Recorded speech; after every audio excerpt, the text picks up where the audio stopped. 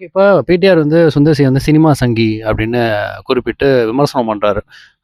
Sundar C அவர்களும் அதுக்கு முன்னாடி என்ன சொல்லியிருக்காருன்னா, "நீங்க உங்களுக்கு தொகுதி வேலையே பார்க்க முடியலன்னா, எதுக்கு தொகுதியில அமைச்சரா இருக்கீங்க, எம்எல்ஏ இருக்கீங்க. பதவி விட்டு போ வேண்டியதுதானேன்னு" சொல்லியிருக்காரு. ஸோ 2மே 2 குறித்து நீங்க என்ன நினைக்கிறீங்க? அதாவது அவரு இப்ப பிடிஆர் அவரு என்ன சொல்லணும்னா, ஒரு தேர்தல்னு வந்தோனே ஒரு பதட்டத்துக்கு வந்துட்டாரு. அவரோட கொள்கையிலேருந்து கொஞ்சம் சற்று மாறுபட்டு வந்துட்டாரு. எப்படி என்ன விஷயத்துலன்னு கேட்டீங்கன்னா, அவரு இலவசங்கள், பணமோ எதுவுமே நாம குடுக்க மாட்டேன்ற ஒரு கொள்கையில இருந்தவரு. இப்ப தேர்தல் அறிவிப்பு வர்றதுக்கு சில நாட்களுக்கு முன்பு தொகுதியில உள்ள எல்லா வீடுகளுக்கும் இலவசமா ஒரு சேர் குடுத்துருக்காரு. அதிலேயே முதல் கட்டமா அவர் கொள்கையிலருந்து தவறிடுறாரு. இப்ப அதனால அந்த இலவச பதட்டம். சேர் குடுத்துருக்காரா? ஆமா. கண்டிப்பா குடுத்துருக்காரு. எல்லா வீட்லயும் நீங்க கேட்கலாம். இப்ப இங்க அக்கம் பக்கத்துல இருக்க வீடுகள்லயே கேட்கலாம். வீட்டுக்கு ஒவ்வொரு சேர் குடுத்துருக்காரு.